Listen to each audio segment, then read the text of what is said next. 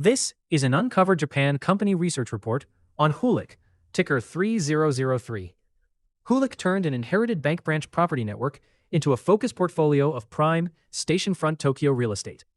Its operating margins and return on equity lead the large developers, but more than 2 trillion yen of debt makes the investment story unusually sensitive to interest rates. We will examine the land moat, the redevelopment cycle, the financial record, and the valuation trade-off. The report is dated June 9, 2026, using a reference share price of 1,704.5 yen. Forward earnings were valued at 10.7 times. Fiscal 2025 return on equity was 12.5%, and the dividend yield was 3.93%.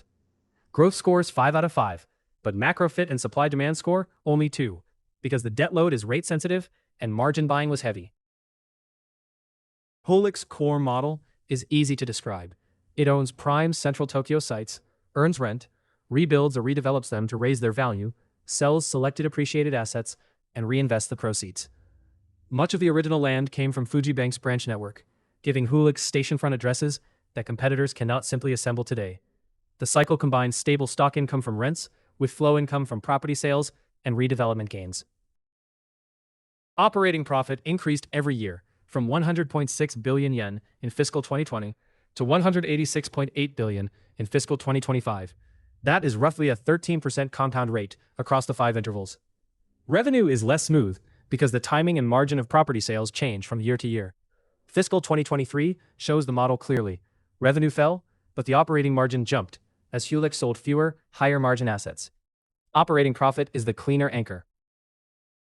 The segment mix reveals that Hulic is overwhelmingly a real estate company. In fiscal 2025, real estate supplied 92% of sales and earned a 31.5% segment margin. Hotels and ryokan supplied 8% of sales, but only a 3.1% margin, while insurance was tiny. Tourism adds growth and puts land to work, but the profit and valuation case still depend on prime Tokyo leasing, redevelopment, and asset recycling. Hulic's moat has 3 reinforcing layers. The first is scarce land inherited from an old bank branch network, often near stations in central Tokyo. The second is repeated execution, planning, rebuilding, leasing, and selling without overpaying for new sites. The third is financing and capital recycling, which keep the redevelopment machine moving. The larger developers have more scale, but Hulic's narrow focus produces operating margins around 25 to 30% and return on equity near 12%. The balance sheet is both the source of the return and the central risk. Total assets grew from about 2 trillion yen to 3.5 trillion, while interest-bearing debt reached 2.09 trillion. The equity ratio remained in a 24 to 31% band, and return on equity stayed near 11 to 13%.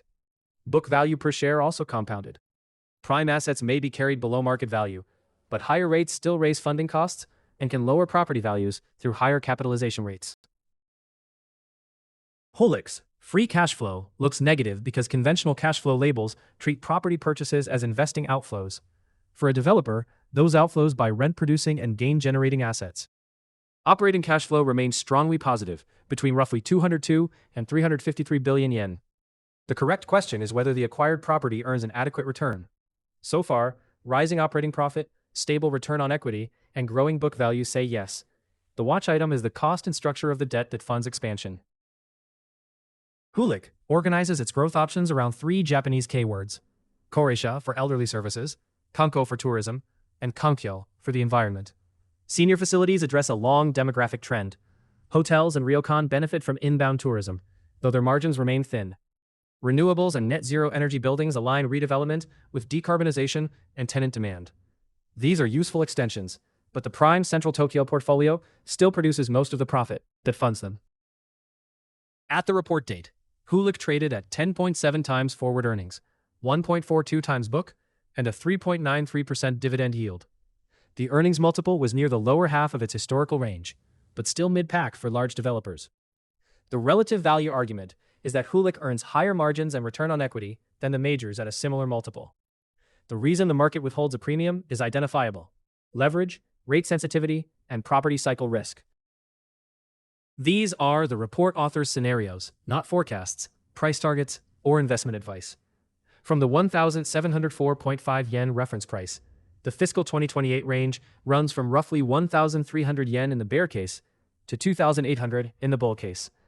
The bear combines higher funding costs with multiple compression. The bull combines continued earnings growth with a lower rate risk discount. The width shows how much the outcome depends on interest rates and execution together. To conclude, Hulic owns scarce central Tokyo land and runs a disciplined redevelopment cycle that has produced sector-leading margins, steady double-digit return on equity, record profits, and rising dividends. The operating business is strong.